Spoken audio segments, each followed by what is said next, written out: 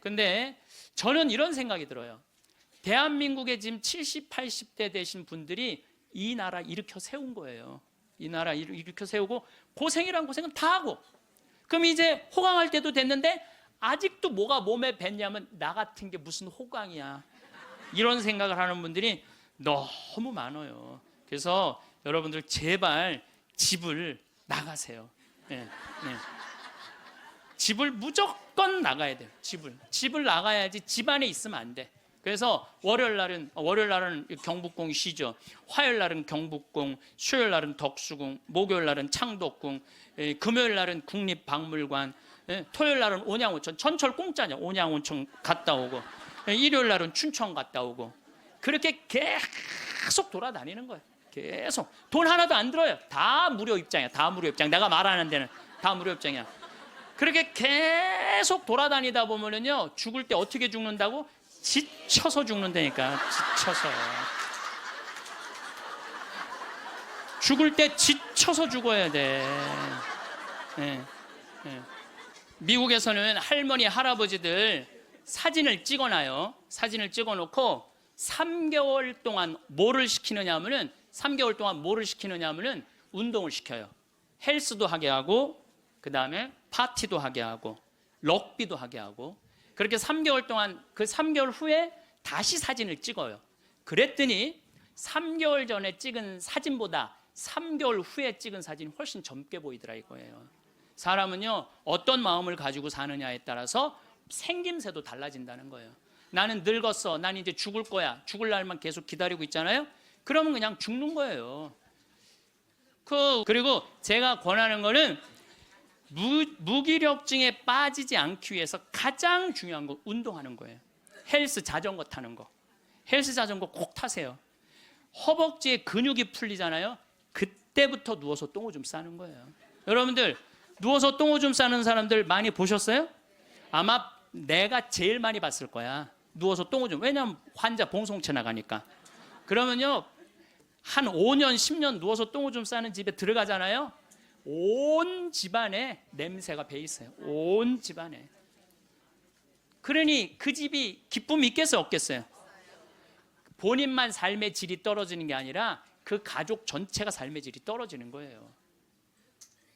또 내가 또 가정방문 간다고 또 청소해놓고 향수는 뿌려갖고, 이게 향수하고 섞여갖고 무슨 냄새인지 구분이 안 돼.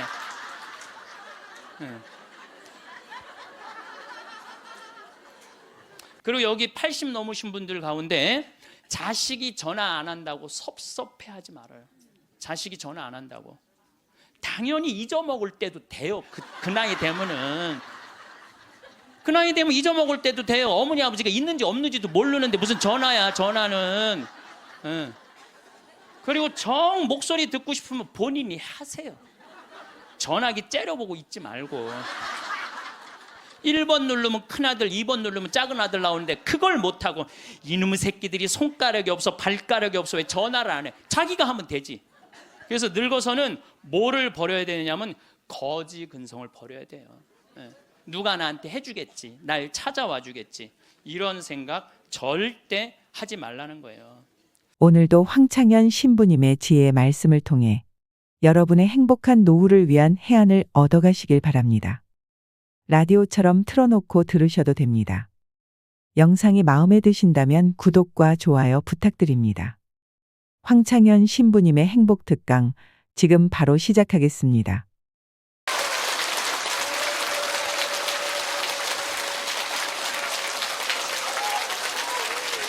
네, 감사합니다. 시작기도 바치고 강의 시작하도록 하겠습니다. 예전에는 40살, 50살까지 살 때는 치매가 뭔지, 노년의 외로움이 뭔지도 모르고 살았어요. 그런데 이제는 70, 80, 100, 110살까지 살면서 점점 사는 게 재미가 없어져요. 그래서 나이가 들면은 뭐가 드느냐면 무기력증이 든다고 말씀을 드렸어요. 여러분들 사는 게 재미가 하나도 없고 무기력증에 빠지면 그 다음에 오는 건 우울증이에요. 이제 병으로 발전해요. 우울증이 오고 나면 그 다음에 오는 건 자살밖에 없어요. 그래서 우리나라 그 할머니들 65세 이상 할머니들 그 우울증을 조사해 보면은 부부가 같이 노년에 삶은 우울증이 21% 온대요. 그리고 자식하고 삶은 27%가 온대요. 그러니까 여러분들 늙어서 자식들하고 살면은 행복할 것 같죠? 행복하지 않아요. 그러니까 여러분들 나는 늙어서 자식한테 효도받고 산다? 아니에요.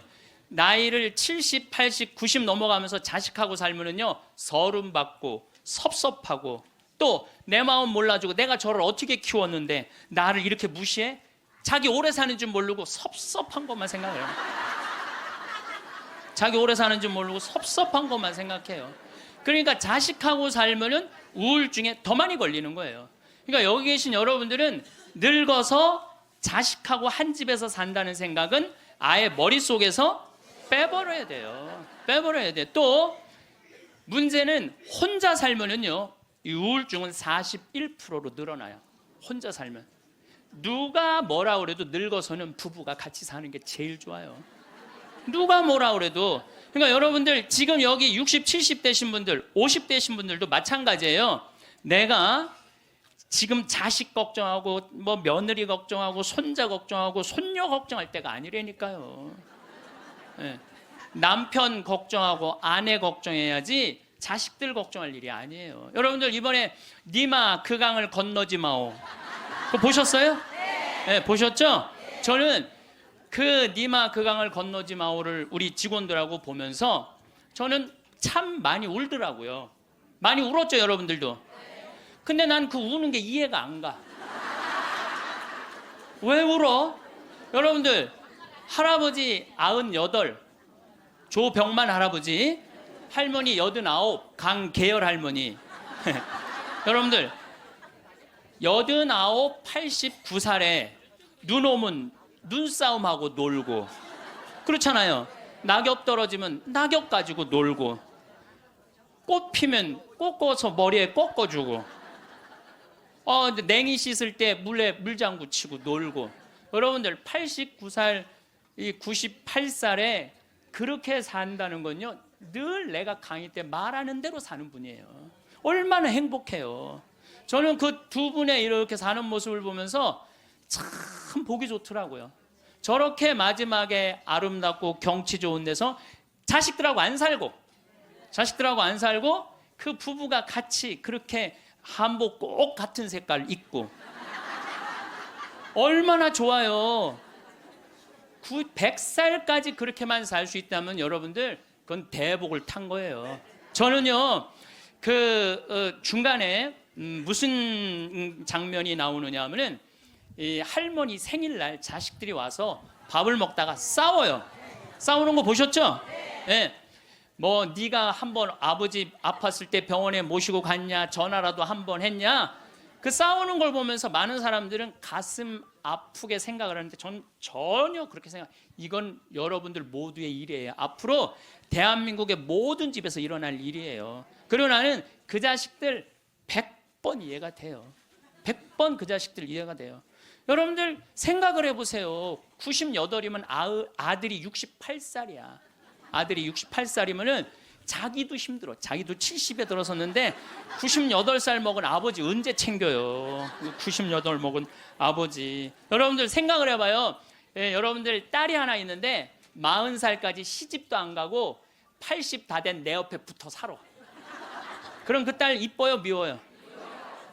그리고 그냥 돈이라도 벌어오면 좋은데 돈도 안 벌어와. 돈도 안 벌어오고 계속. 그리고 이런 우리나라 캥거루족이 몇 명이냐면은 100만 명이래요. 그러니까 어머니가 70, 80이 다 됐는데도 그 어머니 등골에 붙어서 빼먹는 거야. 자긴 돈도 안 벌고.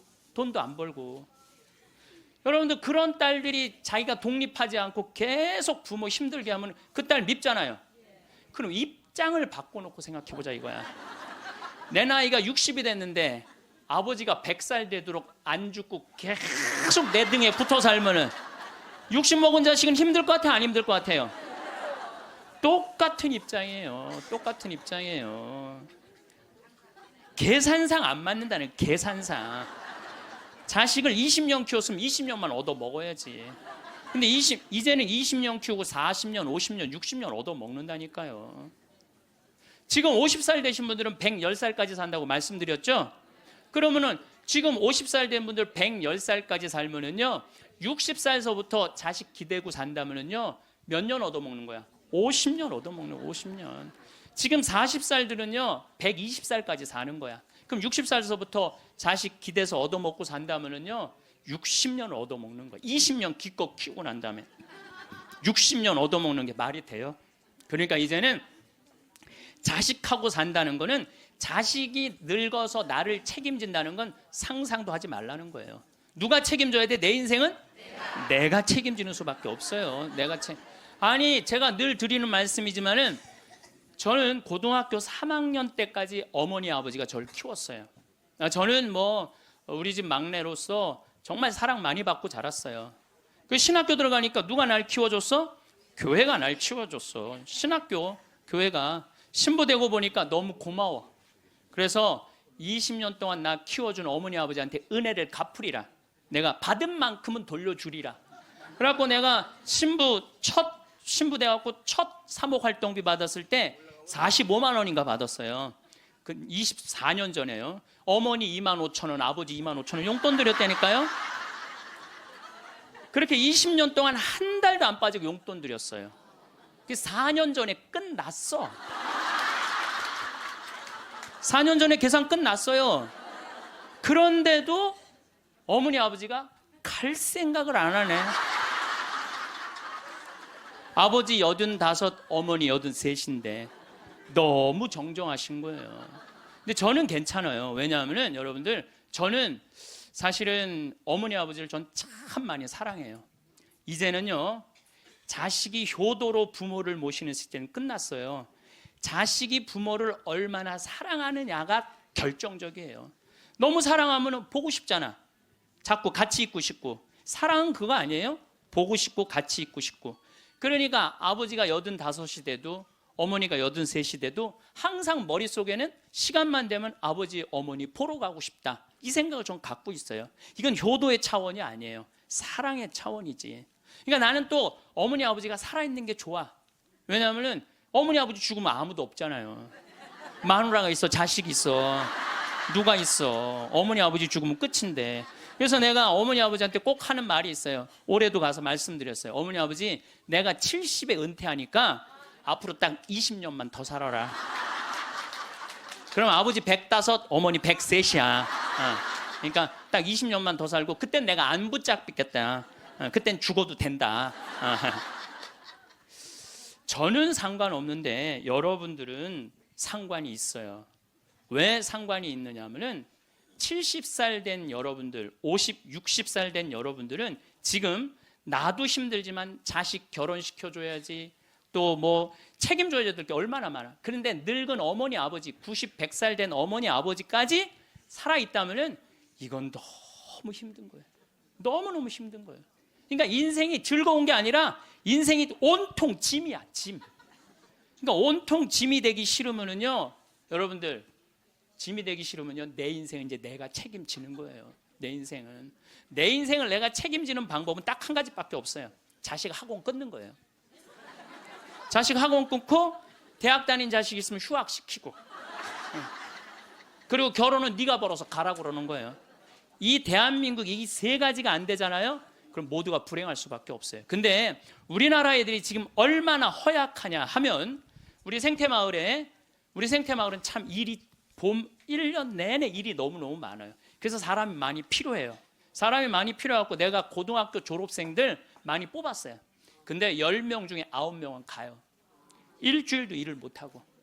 10명 중에 9명이 왜 일주일도 못하고 가는 줄 알아요? 초등학교, 중고등학교 24시간 책상에만 앉아 있었던 애들이야. 책상에만. 그러니까 끈질기게 노동을 하는 걸 배워본 적이 없어. 여러분들, 유럽 아이들, 미국 아이들은요, 이 스포츠를 너무너무 중요하게 여겨요.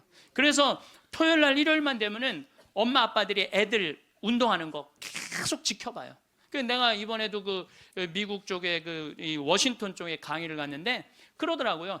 여기 우리 사회는요, 운동을 못하면 사람 대접을 못 받는다는 거예요. 자기 아들 지금 넋비리 시킨대, 우리나라. 럭비를 시키는데 초등학교 6학년 애야. 너무너무 럭비를 잘한다는 거예요. 그러니까 그 럭비 데리고 다니는 게 일이야. 그러니까 걔네들은 기본 끈기가 있는 거야. 운동을 하니까. 근데 우리나라 애들은 운동이 어디 있어? 국어, 영어, 수학 외우느냐고 그냥 대학교 때까지 책상에 앉아 있는 거야. 이런 애들이 생태마을에 가고 아침 9시부터 저녁 6시까지 일을 해봐요. 못 견뎌요. 뭐 하루 만에 가는 놈, 이틀 만에 가는 놈, 일주일 만에 가는 놈. 제가 그 돌아가는 아이들을 보면서 이거 큰일 났구나. 대한민국 이거 큰일 났구나. 전부 머리 쓰는 일만, 그것만 일이라고 생각하고 노동을 귀하게 여기지. 여러분들 노동을 귀하게 여기지 않으면요, 그 사회는요 끝나는 수밖에 없어요. 로마가 왜 망했어요? 자기 나라 지키는 용병 다 용병 갖다 써갖고 망한 거예요. 우리나라도 지금 외국인 노동자들 엄청나게 들어오잖아요. 그러니까 중소기업에 가보면 전부 사람이 없다고 난리야. 그런데 국가에 보면은 지금 애들 캥거루족이 100만 명에 취직 못하는 애들 200~300만 명이 넘게 집에서 그냥 노는 거야. 아무 일도 안 하고 엄마 돈 빼먹는 거죠. 엄마 아빠 등골 빼먹는 거예요. 그거는 엄마 아빠의 등골만 빼먹는 게 아니라 80, 90까지 살 엄마 아빠 등골까지 다 빼먹는 거예요. 이게 여러분들 보통 심각한 문제가 아니에요. 대한민국 지금 심각해요. 자식들한테 돈 다 뺏긴 노인들, 쓸 돈이 없어서 집 안에만 그냥 박혀 있는 거예요. 공원에 나가 이렇게 장기 바둑 두는 데 기웃거리다가 집에 들어오는 할머니들 참 많아요. 결국 사는 맛 하나 없이 사는 노인들이 극단적으로 자살이라는 걸 선택할 수밖에 없어요. 여러분들 우리 이 가톨릭 안에 자살은 구원받을 수 없다고 그러잖아요. 마지막을 자살로 삶을 마감하면 어떻게 해요? 우리나라가 10만 명당 평균 자살 숫자가 31명이에요. 근데 참 재미난 통계가 있어요. 60대는 10만 명당 51명으로 늘어요. 그러니까 나이를 먹으면 먹을수록 더 많이 자살하는 거죠. 70대는 몇 명으로 늘어나냐면 79명으로 늘어나요. 70대는 79명. 80대는 몇 명으로 늘어나냐면 127명으로 늘어나요. 80대는. 그러니까 80대가 돈 없지, 자식 안 찾아오지, 병들었지, 결국은 우울증 걸려서 선택하는 거는 자살밖에 없다는 거예요. 왜 삶을 그렇게 마감하냐 이거예요. 근데 이게 다 여러분들 욕심 때문에 그래요. 욕심 때문에 애들을 망치는 거예요. 여러분들 지금 이 초등학교 학생들이 오늘 굉장히 많이 왔는데 이거 굉장히 막 아주 이거 획기적인 일이 지금 벌어졌어요 지금. 이 초등학생들이 쟤네들이요 선행학습을 학원에 가서 한 번 하고 집에서 숙제하고 그리고 학교 가면은요 선생님이 가르치는 게 재미가 하나도 없대요. 세 번째 공부하니까. 세 번째 그러니까 선생님이 존경스럽지가 않은 거야. 그래서 쟤네들이 학교 다니는 게 재미가 하나도 없는 거예요. 여러분들 학교 다니는 게 재미가 없는 애들이 나중에 어떻게 될 것 같아요? 컴퓨터 게임에 빠지는 거예요. 근데 그게 선행학습이 누구 때문에 벌어지는 거냐? 대한민국의 부모들 때문에 그래요. 내만 1등 시키고 싶은 이 욕심, 이게 대한민국을 병들게 하고 아이들 병들게 하고 그것만에 거기에 학원비 들어가는 건 내 노년의 이 연금을 다 쏟아붓는 거야. 그래서 마지막에는 자살을 선택할 수밖에 없어요. 대한민국이 건강해지려면요 제가 농담으로 하는 얘기가 아니에요. 학원 끊고 대학 휴학시키고 지금 집에서 노는 놈들 전부 공장에 취직시켜갖고 일시켜야 돼요. 그래야지 대한민국이 건강하게 살아가요. 여러분들도 살 끼고 자식들도 살 길이 그거예요. 여기 어느 외로운 노인의 글이 하나 있는데 참 모든 인생이 다 들어있어서 제가 여러분들한테 한번 읽어드릴게요. 3년 전 마누라가 세상을 떠난 뒤 나는 외로움을 견디다 못해 함께 살자는 아들의 청을 받아들였다. 여러분들 지금 할머니 할아버지들 집에서 할머니 할아버지들 보면 많이 싸우죠. 많이 싸우죠. 그게 얼마나 큰 행복인지 몰라. 싸우는 것도 행복이에요. 싸울 남편도 없잖아요. 그럼요 그거 얼마나 외로운데요. 외로울 수밖에 없어요. 나는 내가 강의 때 핸드폰 울려도 한 번도 신경질을 부린 적이 없어. 내가 나는 아늑하고 편안한 아들네 집에서 학교 간 손자들과 직장에 나간 아들과 며느리가 돌아오는 저녁 때를 기다렸다. 그러니까 자식 집에 들어가서 살아도요 혼자인 거예요. 혼자인 거예요. 아이들이 있어 집안 분위기가 활기찰 것이라고 기대했지만 손자 녀석들은 학교에서 돌아오자마자 늘 숙제하느라고 바빴다. 공부하느냐고 할머니 할아버지랑 놀아줄 시간 없다는 얘기예요. 하루에 한 번 저녁 시간에 온 식구가 모였는데 식사 분위기는 대체로 딱딱했다. 가끔 어린 손자가 학교에서 일어난 일을 얘기하며 깔깔대면 제 어미가 할아버지 앞에서 떠들면 못 써 하고 야단을 쳤다. 사실 나는 녀석들이 짓거리는 일이 즐거웠는데 말이다. 차를 마실 때라도 두런두런 이야기를 나누면 좋으련만 아들이 아버님 늦었습니다. 이제 그만 주무시지요 하고 말하면 나는 잠이 오지 않아도 내 방에 가야 했다. 감옥이죠, 감옥. 바깥에 나가고 혼자 있을 수도 없고 자식하고 산다고 행복한 게 아니라니까요. 그러던 어느 날 이웃 노인 몇 사람과 오래간만에 즐겁게 마작을 하다가 시간 가는 줄 몰랐다. 그러다 저녁에 퇴근한 며느리에게 그 노인들 식사를 같이 부탁했는데 며느리가 진수성찬을 차려올렸다. 그런데 이튿날 아침이었다. 아들이 미리 말도 없이 손님을 청하면 어떡하냐면서 앞으로 그러지 마세요라고 말했다.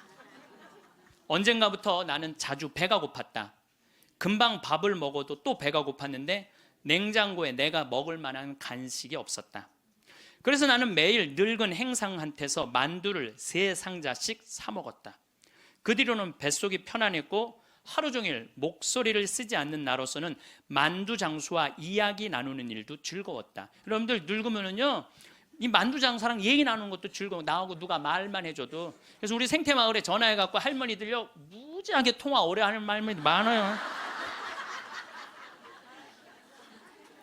어느 날 만두 장수는 내게 줄 거스름돈이 모자라 나중에 며느리를 통해서 돈을 건네주었는데 며느리는 아버님이 이렇게 직접 사다 드시면 사람들이 우리가 아버님을 잘 돌보지 않는다고 생각할 거예요 라고 말했다.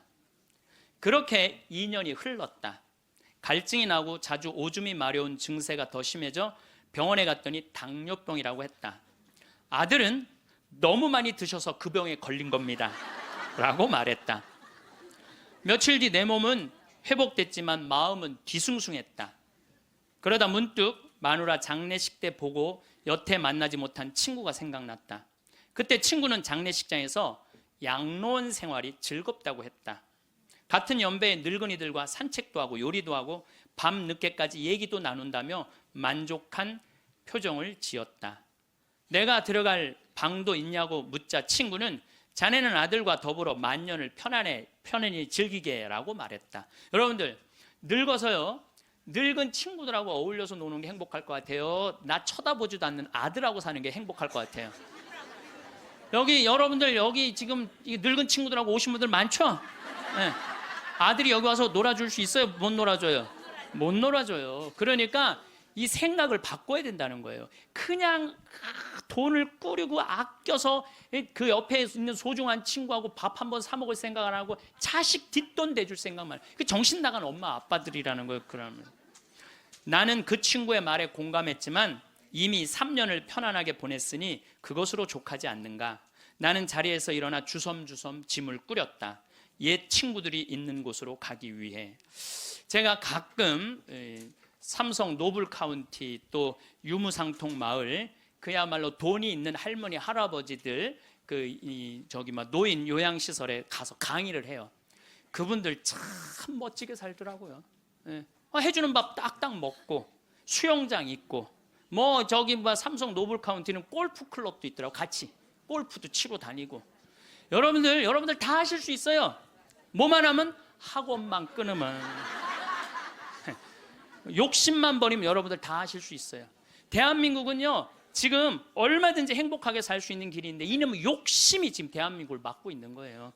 그래서 늙어서 행복하게 살기 위해서는 첫 번째 무조건 집을 나가라. 나이 먹어서 외롭지 않게 사는 방법은 일단 해만 뜨면 집을 나가야 돼요. 그리고 70, 80 넘어가고 집에 있는 게 아니에요. 일단 나가주는 게 예의라니까. 그냥 70, 80 넘어가고 이러고 그냥 하루 종일 그리고 앉아 있으면요 며느리들 힘들어요. 며느리들만 힘들게 아니라 여러분들도 심심해서 죽는다는 거예요. 혼자 있는 고독이라는 게 참 무서워요. 우리나라 독거노인 숫자가 125만 명이나 돼요.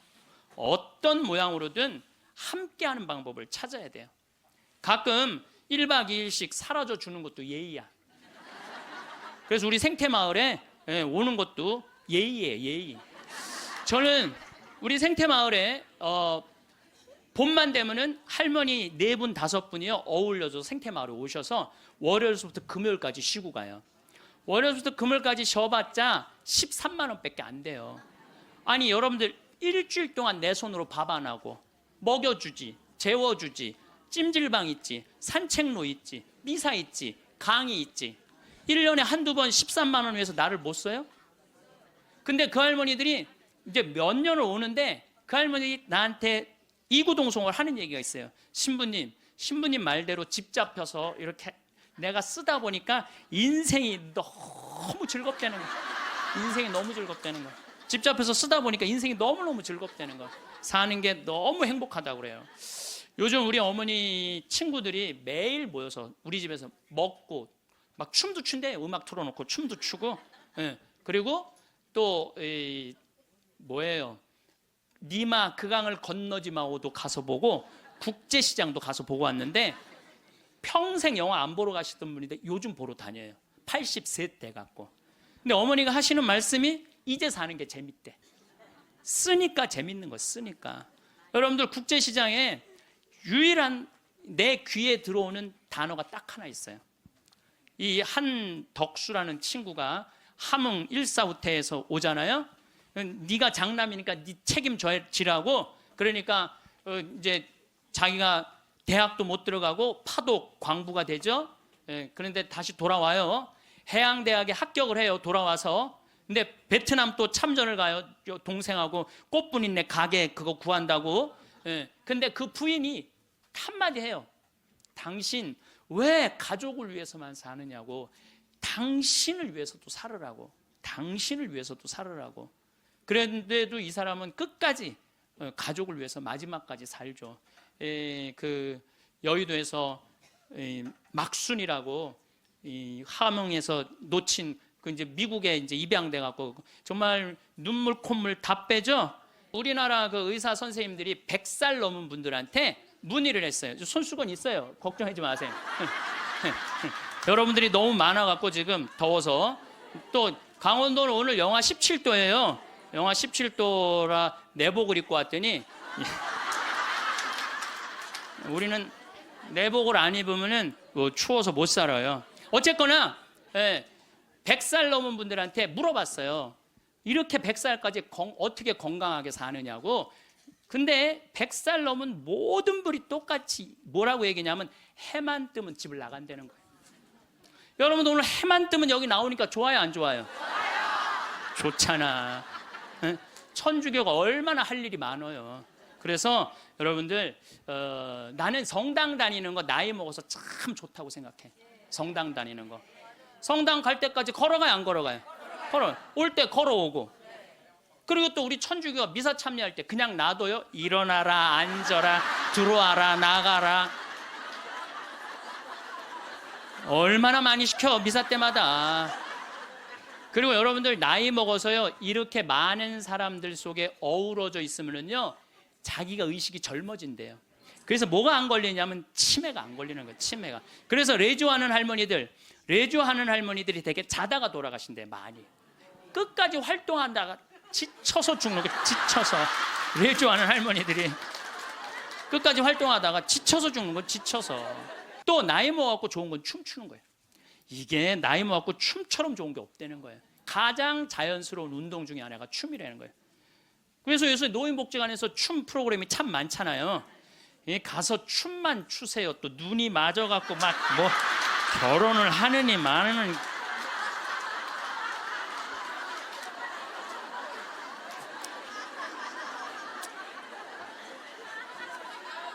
돈 쓰는 거 아깝다고 72%에 돈 쓰는 거 아깝다고 72%의 할머니 할아버지들이 아무것도 안 해서 집에만 있는다는 거야. 우리나라에 지금 72%의 할머니 할아버지들이 돈 쓰는 거 무섭고 아깝다고 아무것도 안 하고 집에서 있는다는 거예요. 그런데 이 중에 45%는 극빈자예요. 극빈자라고 그러는 거는 정말 어려운 분들이 우리나라 OECD 국가 중에 노인 가장 가난한 나라가 우리나라예요. 이것도 참 슬픈 일이에요. 왜냐하면 우리나라가 정말 잘 사는 나라거든요. 여러분들 우리나라 잘 사는 나라인지 모르세요? 알죠? 잘 살아요. 이번에도 뭐 1조 1000억 달러를 달성하고 무역 흑자 500억 달러가 넘는 나라예요. 그런데 노인들은 OECD 국가 중에 가장 가난해. 이게 참 슬픈 일이에요. 근데 어쨌든 45%는 정말 쓸 돈이 없는 할머니 할아버지들이에요. 그런데 나머지 27%는 돈 쓰는 게 아까워서 못 쓰는 분들이에요. 27%는 여러분들이 여가 활동도 하지 않고 27%의 할머니들 아무것도 안 하면 이 할머니들이 뭐 하는 거냐면 나중에 누워서 똥오줌 싸는 거예요. 여러분들 이 돈 간병인 병원비로 다 씁니다. 안 쓰는 거. 한국인이 평생 살면서 남성이 의료비로 얼마를 쓰냐면 7,400만 원을 쓴대요. 여성이 몇 퍼센트를 쓰냐면 8,700만 원을 쓴대. 여성이. 그러니까 여자들이 남자보다 1,300만 원을 더 쓰는 거예요. 그런데 왜 더 쓰느냐 하면은 오래 살아서 더 쓰는 거야. 똑똑하시네. 오래 살아서 더 쓰는 거예요. 그런데 4,300만 원, 65세 이상이 8,700만 원 중에 4,300만 원을 65세 이상 쓴다는 거예요. 그러니까 늙어서 병원비를 다 쓰는 거야. 늙어서 병원비를 다 쓰는 거야. 이 돈 내가 보긴 이 돈 4,300만 원 가지고 수영장 다니고 헬스장 다니고 놀러 다니는 대로 쓰고 그런 분들 돌아가실 때 그냥 지쳐서 죽는 거예요. 그런 분들이 제 생각에는 여러분들 운동 헬스장 요즘 7만 원 내지 8만 원 해요. 그럼 그 헬스장만 다녀도요 50년 다닐 수 있어요. 50년. 병원비 다른 거 말고 여러분들이 쓰는 병원비를 가지고만 해도 50년 헬스장 다닐 수 있어요. 자, 이제 헬스장 얘기를 좀 할게요. 제가 왜 헬스장을 굉장히 중요하게 여기느냐 하면은 나이를 먹어서는요 근력 운동을 해야 돼요. 40살이 넘어서부터 몸에서 1%씩 근육이 빠져나가요. 1%씩 근육이 빠져나가면은 80살 되면 거의 다 빠져나가는 거예요. 그럼 뭐만 남아? 뼈만 남는 거예요. 뼈만 남으면 그 다음 뭐 하는 거야? 눕는 거예요. 그래서 그 근육을 보충해 주려면 고기도 일주일에 한 번은 먹어야 되고 또 헬스장. 자, 신부님 저 돈이 하나도 없어요. 신부님은 맨날 돈 있는 사람 얘기만 해요. 여러분들 우리 평창은요 평창 종합운동장에 건강증진센터가 있는데 헬스장이 있는데 무료예요. 무료. 이게 우리 평창만 무료가 아니라 여러분들 주위에 무료 헬스장 널려 있어요. 그러면은 아침에 나가갖고 헬스장 가면은요 젊은 사람도 구경할 수 있고 내 몸에 맞게만 하면은요 1시간, 2시간 얼마든지 시간 보낼 수 있어요. 그 옆에 목욕탕 딸려 있으면 목욕탕. 그리고 저녁에 집에 들어오면은요 자지 말라고 그래도 쓰러져서 자요. 네, 자지 말라고 그래도 쓰러져서 자요. 근데 문제는 뭐냐면은 할머니들 중에 이런 분들이 신부님 나이를 먹으니까 잠이 안 와. 이런 분들은 왜 잠이 안 오냐면 하루 종일 소파에 앉아갖고 여러분들 누워서 똥오줌 싸는 아버지를 모시면서 어떤 분이 일기를 썼어요. 극히 일부만 제가 옮겨놓을게요. 이 참 내용이 참 가슴이 참 짠해요. 이 더 기가 막힌 내용도 있는데 내가 이 방송이라 정말로 정말 우리들이 들을 만한 객관적인 내용만 쓴 거예요. 어제는 불효를 했다. 기저귀 찬 채로 거실로 나가려는 아버지와 어머니의 실랑이가 벌어지고 급기야는 누워서 발길질하는 아버지의 폭력으로부터 어머니가 먼저 돌아가실 지경에 이르렀다. 여러분들 마지막에 똥오줌 싸고 이런 분들 치매에 걸린 분들은요 막 뱀이 막 기어간대요. 천장에 뱀이 기어가고 천장이 막 무너지는 것 같고 극도의 공포에 사로잡힌대요. 그러니까 치매 걸리는 게 진짜 똥오줌 싸는 것보다 더 무서운 게 뭐예요? 치매 걸리는 거예요. 근데 진짜 무서운 건 치매에 걸려갖고 똥오줌 싸는 거예요. 치매에 걸려갖고 그리고 집 집 나가갖고 치매 걸리는 부모님 잃어버리면은 자식들이 또 얼마나 애가 타요. 그리고 막 직기 다 망가뜨려 놓고 참 이런 못할 짓을 이게 이유가 딱 한 가지라니까요. 안 죽어서 생기는 일이에요. 안 죽어서. 자, 여기 그러니까 이 할아버지가 이제 할머니를 막 때렸나 봐요. 밤이면 더욱 기승을 부리는 망령. 이미 아버지의 영혼의 절반은 잡귀에게 농락당하는 처지에 이른 것이니 이 집안을 어찌할꼬. 부처님께 3배 후, 불교 신자예요. 부처님께 3배 후 죽비를 들어 아버지 양쪽 발바닥을 호되게 내리쳤다. 여러분들 늙으면 자식이 부모 때린다는 얘기 많이 들었죠? 때릴 수밖에 없대요. 때릴 수밖에 없대요. 때려야지 컨트롤이 되니까. 하늘은 어찌 나를 이토록 침통하게 만드는 것일까? 아버지가 돌아가셨다. 염을 할 때 무릎 꿇고 용서를 빌었다. 잘못했습니다. 용서해 주세요. 용서해 주세요. 수도 없이 눈물로 용서를 빌었다. 그러니까 제 생각에는 자식들한테 이런 고통 주기 싫으면은 자기 인생은 누가 책임지는 거야? 자기가 책임져야 돼. 나이 들어 자식에게 의존하는 마음 자체를 없애야 돼요. 끝까지 내 힘으로 화장실 가고 돌아다닐 수 있을 때까지 돌아다니라는 거예요. 저는 지난 가을에 우리 어머니 아버지가 우리 생태마을에 오래간만에 오셨어요. 근데 아버지가 주치를 참 잘 캐요. 아버지 산삼도 잘 캐지만 주치, 3대 명약이 있다고 그러잖아요. 산삼, 주치, 동충하초. 근데 우리 아버지는 산삼도 캐서 나 먹이고 동충하초도 주치도 캐서 먹여요. 그러니까 우리 아버지가 가을 내내 산에 다니면서 주치를 캤어요. 인터넷 가서 찾아보세요. 네. 그게 우리 보통 서민들이 먹는 산삼만큼 좋은 약이라고 그래요. 그러니까 빨간 건데 어쨌든 그거를 아버지가 가을 84살 드신 아버지가 아침만 해만 뜨면 산에 올라가셨어요. 근데 저는 말리지 않았어요. 왜 말리지 않았느냐 하면은 그게 아버지의 기쁨이고 그 걱정은 되죠. 84살에 산에 들어가고 길을 잃어버리거나 낙상을 하거나 그럼 걱정은 돼요. 그래도 나는 아버지 그냥 산에 가시게 했어요. 왜냐하면 아까 그 외로운 노인의 얘기처럼 아버지 방에 들어가서 쉬시라고 가만히 있으라고 그게 노인한테 못할 짓인 거예요. 그래서 산에 가고 얼마나 신나게 주치를 캐오고 더덕도 이게 산에 이제 주치를 캐갖고 오면은 그게 자랑스러우신 거야. 그래갖고 큰 걸 캐오시면 내 손을 꼭 잡고 당신 방에 데리고 들어가세요. 큰 거 보여주려고 이게 신부님 이게 한 50년 된 거라고. 그럼 나는 다른 거 하나 이야 우리 아버지 최고다. 우리 아버지 최고다. 역시 우리 아버지가 최고로 멋있는 분이다. 그 아버지 너무너무 신나게 가을 내내 산에 다니면서 주치를 캐셨어요. 어머니는 또 그거 다려갖고 내가 강의 이제 지난 대림절에 하루도 안 쉬고 강의 다니잖아요. 그럼 밤 12시까지 기다리고 있는 거예요. 그거 먹인다고. 그걸 먹인다고. 아버지는 산에 가서 참 죽을 둥 살 둥 주치캐로 다니고 어머니는 또 밤 12시까지 그걸 다려놓고 아들 강의 끝나면 먹이려고. 근데 저는 한편으로는 늙은 분들을 너무 고생시키는 거 아닌가 이런 생각이 드는 반면 아니다. 저러다가 차라리 지쳐서 돌아가시는 게 낫다. 그래서 내가 어머니 아버지한테 올 봄에는 아까 명동에 와서 그 신발을 이렇게 신발 가게에 보면서 내년엔 올 봄에는 신발을 좀 더 가벼운 걸 사드려야 되겠다. 산에 더 다니시게. 지금은 의학의 눈부신 발전으로 도래한 초고령화 사회입니다. 인간에게 주어진 기나긴 시간은 과연 축복일까요? 저주일까요? 무병장수와 불로장생은 인간의 오랜 꿈입니다. 그러나 장수가 당연한 시대에는 오래 사는 것보다 장수의 질이 중요합니다.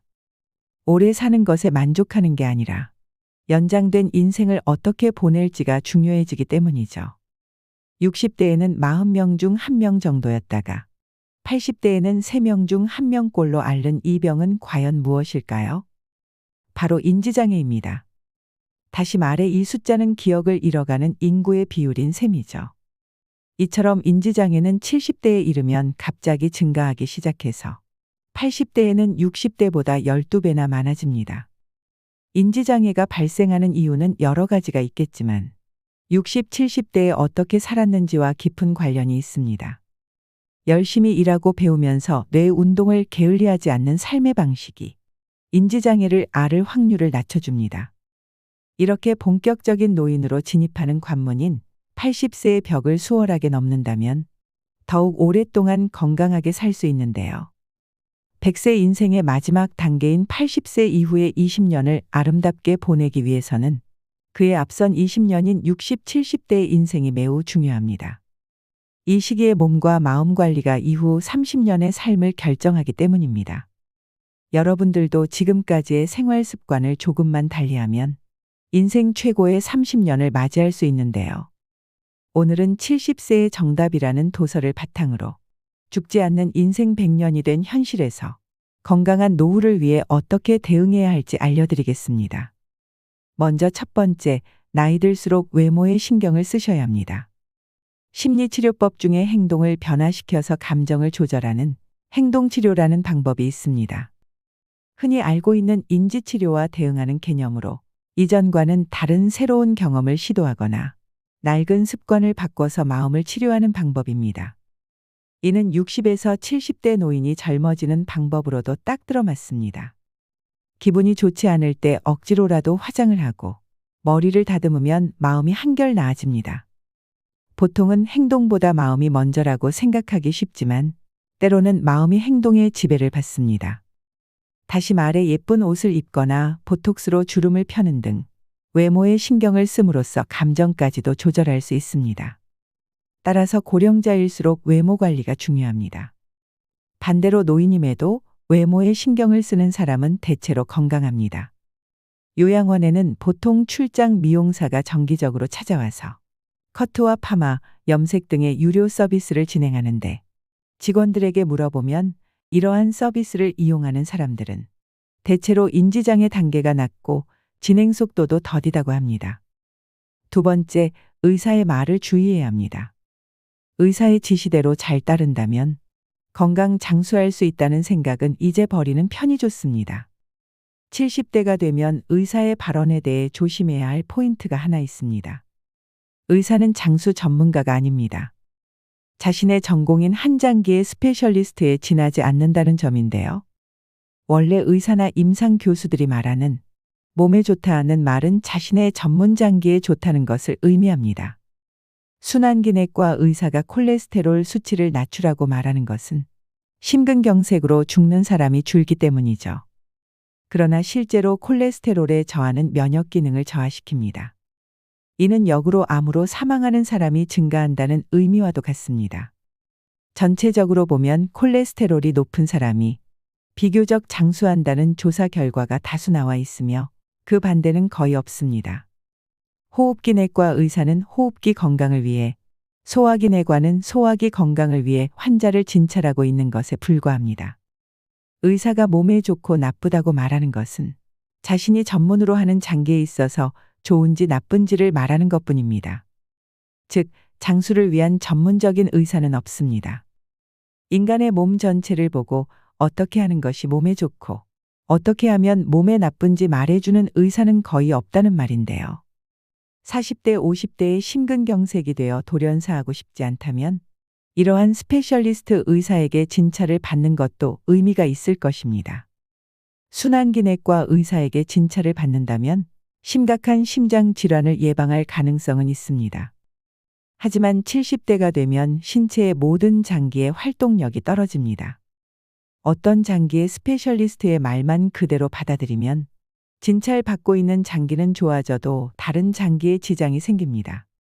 결국 몸 전체에 손상을 입는 일이 발생할 가능성이 있습니다. 꼭 필요하다고 단언할 수 없는 수술이나 치료를 할 필요는 없습니다.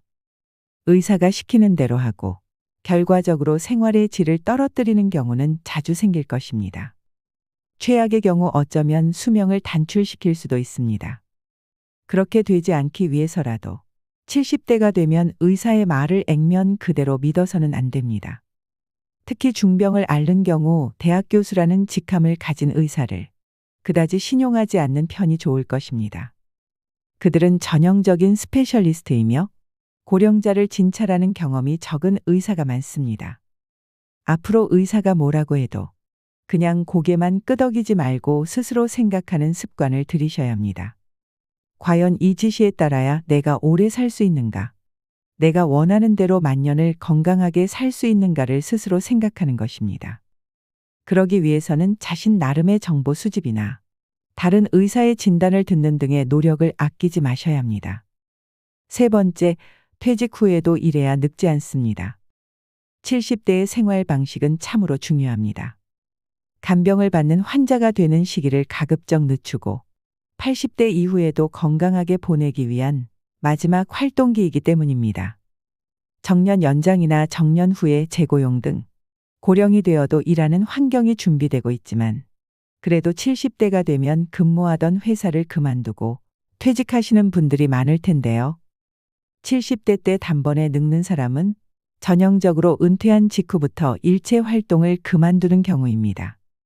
지금까지 열심히 일해왔기 때문에 퇴직하면 이제 아무것도 하지 않고 집에서 빈둥빈둥 지내고 싶다고 손꼽아 퇴직하는 날을 기다리는 사람도 있죠. 그러나 70세까지 현역으로 일을 하던 사람이 퇴직 후에 무엇을 할지 생각하지도 않고 은퇴하면 단번에 늙어버리는 일이 많습니다. 퇴직 후 집에만 틀어박혀 있는 70대라면 약 1개월 정도 지나면 운동 기능 가운데 상당 부분이 저하되기 쉬운데요. 집에서 지내면 평소 뇌 활동이 없어지고 치매 위험도 높아지게 됩니다. 특히 전두엽의 노화가 단번에 진행되게 되는데요. 창조적 능력이나 다른 사람에 대한 공감 능력, 예상치 못한 일에 대처하는 능력에 관여하는 부분입니다. 이 부분이 노화되면 어떤 일에도 의욕이 생기지 않고 활동 자체를 귀찮아하게 됩니다. 또 외형적인 인상에서도 발랄한 느낌을 잃은 기운 없는 노인으로 변모하게 됩니다. 그렇게 되지 않기 위해서라도 조만간 퇴직을 맞이할 단계라면 퇴직 이후 무엇을 할 것인지 미리 준비를 해두셔야 합니다. 퇴직하고 잠시 쉬었다가 다음에 무엇을 할지 생각한다면 어느새 게으른 생활에 휩쓸려 습관으로 굳어버리는 경우가 허다하죠. 퇴직 후에도 사회와 관계를 맺는다는 의미에서는 물론 일이 전부는 아닙니다. 반상회 임원이나 아파트 관리조합이 임원, 취미 모임의 직무를 맡아보는 것도 좋습니다. 자원봉사 활동도 퇴직 후에 사회에 참여하는 하나의 선택지가 될 수 있죠. 누군가와 협동해서 누군가의 도움이 되거나 누군가 나를 필요로 한다고 느끼는 것은 언제까지나 현역 의식을 유지하는 데 큰 도움이 될 것입니다. 70대가 되면 특히 은퇴 등은 생각하지 말고 현역 의식을 유지하는 것이 중요합니다. 그것이 단번에 늙는 것을 막아주는 중요한 방법입니다. 네 번째, 부부가 삼시세끼를 같이 먹으면 황혼이혼을 부릅니다. 은퇴한 남편 때문에 아내에게 생기는 병을 가리키는 부원병이라는 말이 있습니다. 요즘에는 워낙 대중적인 질환이어서 노인정신과 의사라면 가슴이 답답하다는 이유로 병원을 찾는 50에서 60대 여성을 대할 때면 우선 이 병부터 의심해 봅니다. 노후의 부부관계에서 특별한 어려움이 없다면 운이 좋은 경우라고 할 수 있는데요. 함께 보내는 시간이 많아지는 만큼 대다수의 노부부는 크고 작은 갈등을 안고 있기 때문입니다. 특히 삼시세끼를 함께 먹는다면 주의가 필요합니다. 요즘 세상의 부부가 삼시세끼를 함께 먹으면서도 전혀 스트레스를 받지 않는 사람들이 얼마나 있을까요? 통계에 따르면 은퇴 후에 황혼이혼을 하는 부부가 급증하고 있습니다.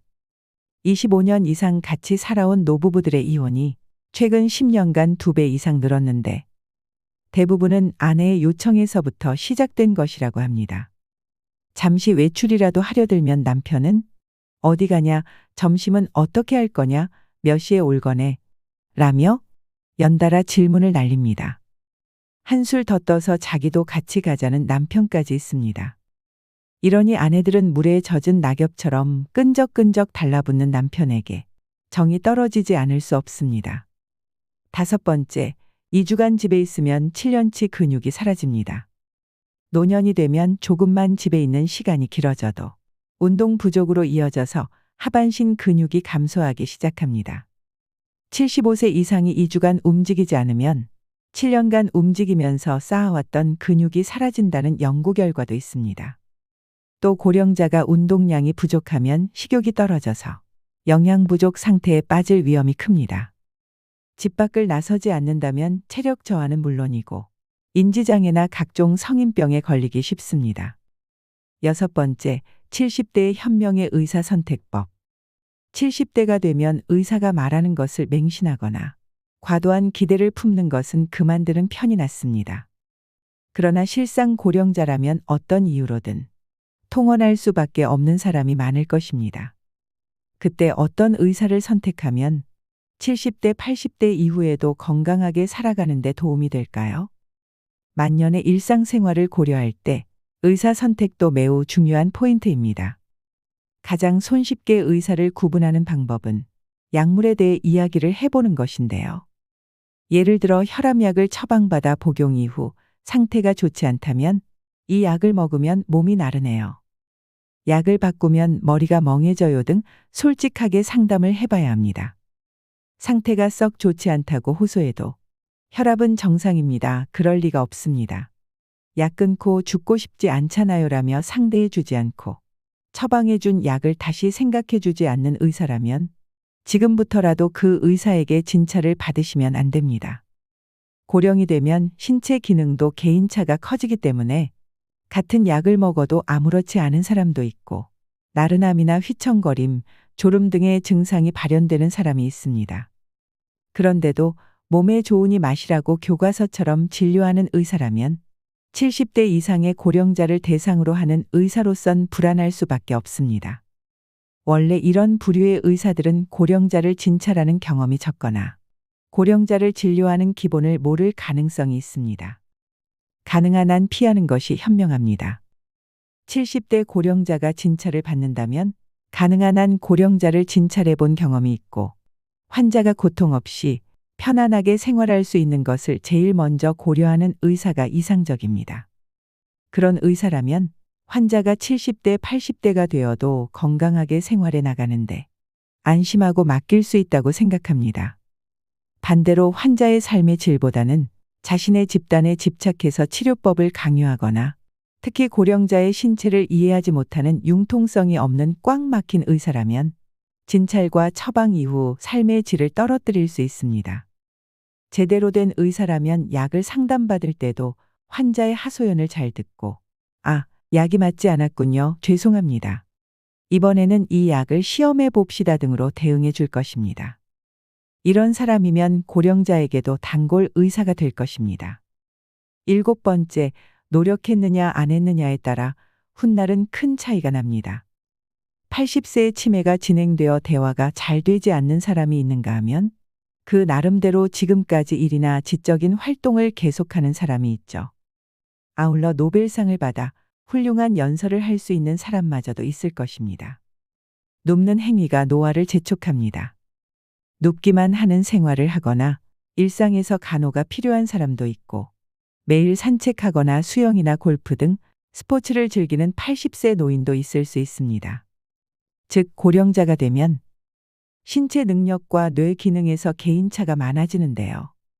젊은 사람이라면 10일 정도 질병으로 병실에 누웠다고 해도 퇴원 후 즉시 평상 생활로 돌아갈 수 있습니다. 하지만 고령자가 되면 그렇게 할 수 없습니다. 10일 동안이나 몸져 누워버리면 운동 기능은 단번에 약해집니다. 뇌 기능도 계속 침대 안에만 있으면 급속히 쇠약해집니다. 그만큼 고령자에게는 뇌 기능, 운동 기능을 유지하기 위해 계속 사용한다는 것이 중요합니다. 8번째, 70대가 암과 공존하는 방법. 70대가 되면 암으로 고생하는 사람이 늘어납니다. 암과 어떻게 같이 살아가야 하는지에 대한 것은 70대 연령 시절의 큰 과제일 것입니다. 가장 중요한 것은 암 진단을 받았을 때 수술을 할 것인지 여부인데요. 50대 이하라면 수술해도 좋다고 생각합니다. 60대도 회색 존이지만 아직 괜찮을 수 있습니다. 다만 70대 이상의 경우 수술을 하지 않는 편이 더 낫다고 생각합니다. 70대 무렵에 암 제거 수술을 하면 확실히 체력은 떨어지고 빨리 늙습니다. 만약 소화기계 암이라면 수술이 잘 되어도 영양장애가 수반됩니다. 따라서 이후 생활의 질은 떨어지고 현역 시절처럼 건강했던 사람이라도 단번에 힘없는 노인이 되기 마련입니다. 몸 전체의 기능을 떨어뜨리기 때문에 다른 질병에 걸릴 위험도 높아질 것입니다. 그런데도 수술을 단행하는 사람들이 많은 이유는 비록 수술로 몸이 약해져도 수술하지 않는 것보다는 오래 살 것으로 기대하기 때문인데요. 힘이 없어져도 1년이라도 더 오래 살 것인가?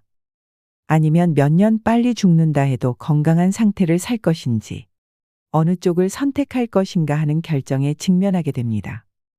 이것은 삶의 방식의 문제이지 어느 쪽이 정답일 수는 없습니다. 70대가 되면 실제로 암에 걸리지 않아도 한 번쯤 자신은 앞으로 만년을 어떻게 살 것인지 생각해 두는 게 좋습니다. 만일의 경우에 당황하지 않기 위해 필요한 것입니다. 반복해서 말씀드리지만 70대가 되면 수술은 하지 않는 편이 좋습니다.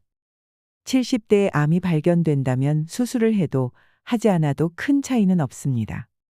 오히려 하지 않는 편이 건강하게 오래 살 가능성을 더 높입니다. 고령자 전문 요쿠오카이 병원에 근무할 당시 매년 돌아가신 분 중 100명 정도의 부검 결과를 지켜보았는데 85세가 넘은 사람치고 몸속 어디에도 암 없는 사람이 없다는 사실입니다. 나이가 들면 들수록 몸은 암세포라는 쓸모없는 세포를 만들어버립니다. 고령이 되면 모두 신체 어딘가에 암을 기르면서도 태연하게 살고 있다는 것이죠. 그리고 자신은 암이 존재하는 것도 모른 채 다른 이유로 사망하고 있는 것입니다. 즉 전이되는 암이 아니라면, 특히 고령자라면 내버려 두어도 사망에 이르지 않는다고 생각합니다. 또 암의 초기는 자각 증상이 없는데요. 암을 발견하지 못한다면 4에서 5년 정도는 자각 증상이 없는 상태가 계속되어 건강함을 그대로 유지할 수 있습니다. 모르는 것이 약이라는 말이 있듯이 고령자에게 암의 존재를 모른 채 오히려 삶을 충실히 하는 게 낫습니다.